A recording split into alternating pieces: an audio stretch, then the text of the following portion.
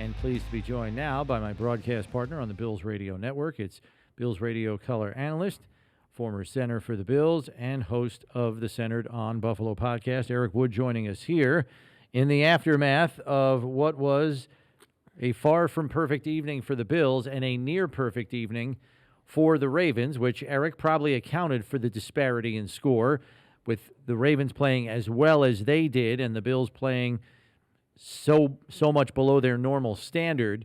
But with the Ravens offense, Steve and I have been talking about this from the outset of the show. In the NFL, I think you could argue they are an outlier type of offense with the way they run things, 300-pound fullback, et cetera, et cetera. Is it necessary, do you believe, let's just say down the line in the winter, these two teams meet again, how far outside the box do the Bills need to go in terms of their defensive thinking to be effective in forcing the Ravens to throw the football?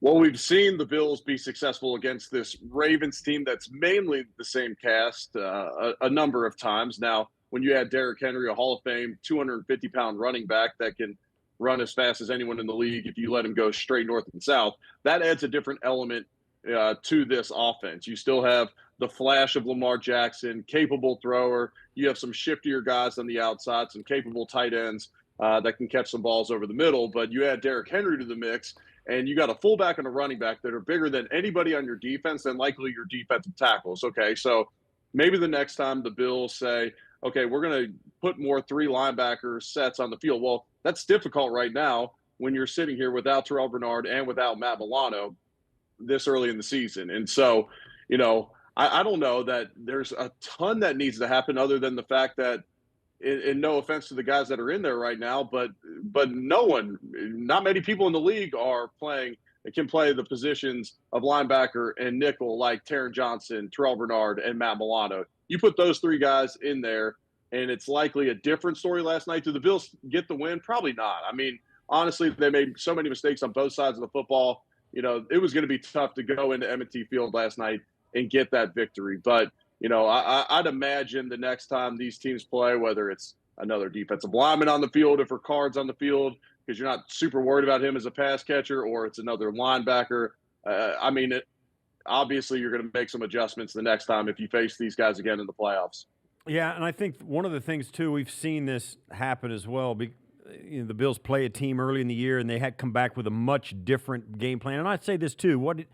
Josh noticed this, and McDermott alluded to it in his post-game comment, both of them in their post-game comments. They just, they didn't have the urgency that Baltimore did. And certainly, it's the first time in a minute that the Bills went on the road in that kind of environment. You go down to Miami on a 1 o'clock or even on a night game in Miami, it's not the same as it is going to Baltimore on a Sunday night football game with that team. So, you know, talk a little bit about the urgency and kind of the atmosphere. And, you know, they kind of got hit in the mouth early. So it couldn't have been a more hostile environment. Yeah, it was. It was a rowdy environment, and then when you look at how that affects us on the offensive side of the football, you have a new center. So this is the first time in a really tough environment that Josh and Connor McGovern are going through their calls. Connor McGovern, the center, is likely the one relaying the calls inside out. You have a number of new guys at the receiver position that Josh is trying to. In near deafening noise, you're trying to communicate out to those guys. It becomes difficult. Well, this is also, you know, Joe Brady, he puts in this new system this offseason or much of a new system. And it was a learning experience for those guys. You know, will they likely stretch the ball down the field more and test them to try and maybe get them out of some different coverages earlier in the game? They finally got to the back shoulder throws, and Keon Coleman misses the one down the field in the first half. Could that help? Sure. Could, you know, maybe some screens, like true running back screens or whatever it is against these pressure schemes of the Ravens, could those help? Maybe. And look, those guys in the building at One Bills Drive, that coaching staff upstairs, they're there for a reason. They'll figure out what they need to get to probably earlier in the games in hostile environments, but each year is going to be totally different. And you bring up a great point, Steve, that this was the first time that this group faced that type of noise. They're also fighting from a big-time deficit, and it started getting away early. They're down 21-3 in the first half. I'm sure they had a deficit at home against the Cardinals. Little different animal there, though. Let's get into some areas of your expertise, because Coach McDermott talked about how they lost the battle at the line of scrimmage on both sides of the ball pretty handily. It was obvious even to the untrained eye. At the end of the game, the stats come out. Josh Allen pressured on 15 of his 34 dropbacks. Eric, I just know, having done games with you, 2 or 3 times a game there's going to be a free rusher that Josh has to take care of personally by recognizing who his hot is and getting the ball out. But it seemed like there were far too many instances of that last night, which to me indicates protection errors pre-snap. Is that an accurate assumption to make? Yeah, there was errors, and I'm not sure who's at fault because I'm not in the meeting room with those guys, but it's either the running backs, the offensive line, potentially a tight end, or Josh. Or it's a receiver not recognizing that they brought 4 to a side. Okay, now I'm hot on the play. Now I have to bend off my route to give Josh an easy option. It's not always, hey, there's a guy coming free, even if it's up the middle of the offense. That's not even always the offensive lineman's fault. Now, I did see some guys lose some one-on-one matchups up front last night, especially on the interior, which is very tough on Josh because when a guy's coming straight down the barrel of the pocket, I mean, it's hard to get away from those guys. And then really the Ravens did a nice job of containing the edges. You know, Kyle Van Noy makes, a few big plays in this game, but a lot of it was him not necessarily winning one-on-one battles against the tight ends. It's, guys inside making plays. You saw the play made on the strip on the trick play, which is kind of a gift by us to Kyle Van Noy. Again, give him credit.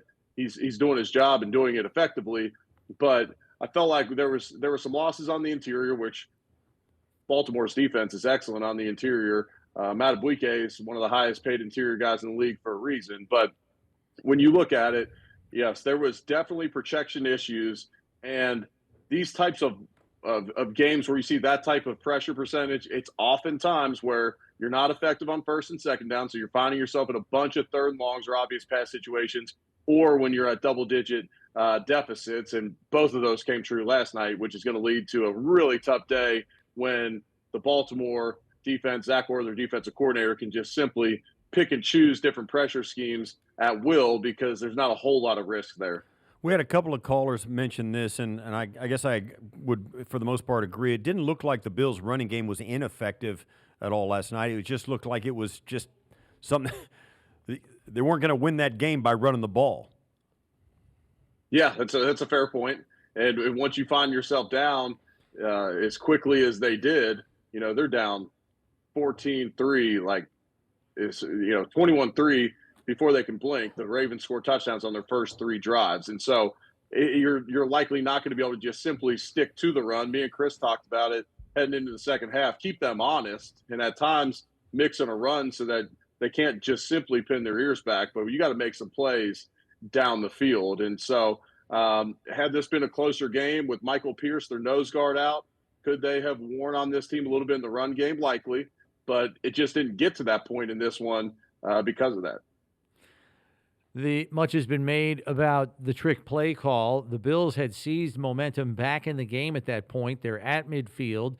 It's a big down and distance play there, and they dial something up that we have not seen before. Obviously, that's part of the point by Joe Brady in calling that play. And when it doesn't go right, you're going to face a world of criticism. But I thought Coach McDermott's comments after the game were interesting. When he was asked about it, he said, "I will talk to Joe about it, and it will be addressed." It was a very short and direct response, which lends speculation to the thought that probably not the best time for that in light of how long it took you to get momentum back in the game. And then after that play, it all goes south again. Yeah, I agree. And Joe, I'm sure, would tell you the exact same thing. There's calls that he's going to want back. He took a chance there. We might have been sitting here today. They score a touchdown on that play, and it gets to 21-17, and now the Bills have all the momentum, and we might be singing Joe's praises. And Joe Brady, such an excellent job this season as the Bills offensive coordinator. We were all singing his praises. People on social media, as of Sunday or Sunday morning, were saying, well, I hope we enjoy Joe Brady because we're going to lose him here once the coaching cycle, once this season's over. He's going be one of the next head coaches of the National Football League. Let's not forget all of the good play calls, the great situations he's put this unit in so far this season. And so, look, I mean, it is what it is. Did I love the call? No. Did I like how they maybe hadn't set it up with Curtis Samuel in some type of wildcat look prior? Sure. But I'm not going to sit here and crucify Joe Brady here for taking a chance in a game that he might have felt like, look, we're not moving the ball effectively. Yeah, we've scored 7 points, or we've scored 10, but our previous 7 came on a pass where Josh was a half a yard from the sideline and winged it down the field to Shakir. It wasn't like they were putting together another long drive. And so he shoots a shot and it doesn't work. And I heard Coach's comments after the game when I was driving back to the hotel in Baltimore. And, you know, I heard him, and he was short with it, but he was short with a lot of answers. Obviously frustrated after that game. And he did say, you know, we will get better from it. I'm assuming Coach McDermott didn't know that play call was necessarily coming, but when he says we, you know, he stands with Joe Brady, and he knows all the good that Joe Brady's done to this point of the season. So let's talk about both coordinators, Joe Brady and then Bobby Babich. Babich had his hands full, and we were talking about how the Ravens, and we'll get back to it here once again, are kind of an outlier roster and the way they run their offense with Derrick Henry and Lamar Jackson. In the 2 losses they had, and I've harped on this a little bit, in Kansas City and Las Vegas, the Ravens threw the ball 41 times against Kansas City and 34 times against Las Vegas, lost both those games, even though Lamar's numbers were pretty good passing the ball. Against Dallas and Buffalo, they threw it 15 times against Dallas and 19 times against Buffalo. There's something in that, and as a defensive coordinator and then also obviously an offensive coordinator, how much does that affect what you really want to get done against this team as the Ravens? Yeah, I mean, you know, they went to bunking it away from Greg Roman so that they'd throw the football more, but it sure seems like they're still built to run the football, especially when you bring in Derrick Henry this offseason. And so, yeah, I mean, you want teams to play left-handed. If you're playing against the Baltimore Ravens, you know, you want to stop the run and you want to make Lamar be a pocket passer. You want to force him to throw outside the numbers. You want to clog the middle of the field so he can't make the easier reads and the easier throws, and you want him to have to throw it sideline to sideline. Obviously, the Bills didn't get that done starting with stopping the run last night. When you can't stop the run, now here comes your linebacker sucking up on play action, and Lamar Jackson was dicing up the middle of the field, and really the only exterior throws were either play action rollouts or quick little bubbles or screens to the running backs. There really wasn't any. They really didn't force him in any throws outside the numbers. And then when you got a guy as fast as Lamar Jackson, who's picked up a couple first downs with legs early in the game, then your pass rush becomes hesitant because you don't want to get out of the run lanes. So then when they did get in those 3rd and longs, it just seemed like he had all day to throw the ball back there. Let's spin it forward a little bit. With Houston on the horizon here, another road contest. And, you know, C.J. Stroud coming off his 19th career game in which he throws for over 300 yards and 2 touchdowns and no interceptions. But they had to escape with a victory against winless Jacksonville. It was a tough row for them to hoe. Division opponent, maybe that's part of it. Familiarity between the two sides. But Stroud, you know, is a dangerous quarterback, probably considered top tier, and he's got a multitude of weapons. Logic would say the Bills are better equipped as a defense to stop the pass, so maybe that's a plus. And we'll have to keep an eye on whether Joe Mixon returns to the lineup. He's missed the last 3 games with an injury.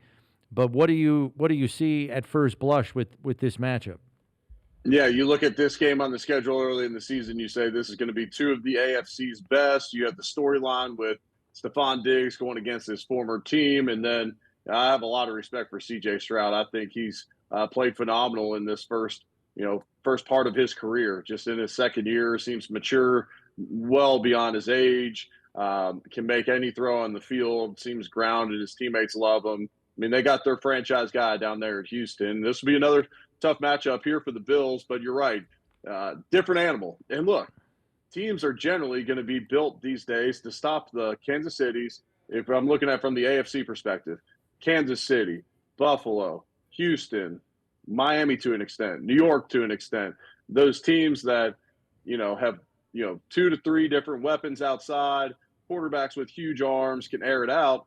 So just because there's one team like the Ravens, and I guess maybe now the Chargers are sucking the life out of the game with Harbaugh over there, but it just seems to me that yes, the Bills should be better equipped, especially with if they're not able to get any of the injured guys back in Bernard and Taron Johnson back this week. They'd be better equipped to go against this Houston offense. Sorry.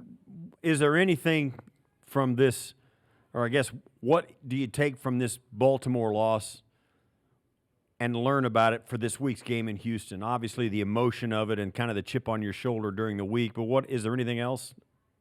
Yeah, I mean, you played in a tough road atmosphere, and you had to do it for 4 quarters. You're likely going to have to do it again this week at Houston. Houston, down in that dome, is loud. And so, yes, you got a week of experience. You're likely going to see some similar concepts, probably pressure scheme-wise, coming against our offense. I don't know how closely Houston can mimic what Baltimore did just based upon personnel. But, it's a week-to-week league, but people are always going to try you on stuff that affected you. So I'd expect this Bills offense to experience some, 6, 7 guys at the line of scrimmage, fire different players, because the Bills didn't have a whole lot of answers for that last night. And then what you learn is, look, you have to get up and play every single week. And I'm not saying there wasn't energy. I'm not saying that the Bills weren't fighting as hard as they could to go 4-0, but anybody's beatable on any week. And when you don't bring your A game and the other team out physicals you, it could be a blowout, and these games are never fun to be in the film session today. I can guarantee you that. Right. All right, Eric, thanks for the time. We will see you out Houston way later this week. Sounds good. Looking forward to it. Thanks, guys. Have a great week.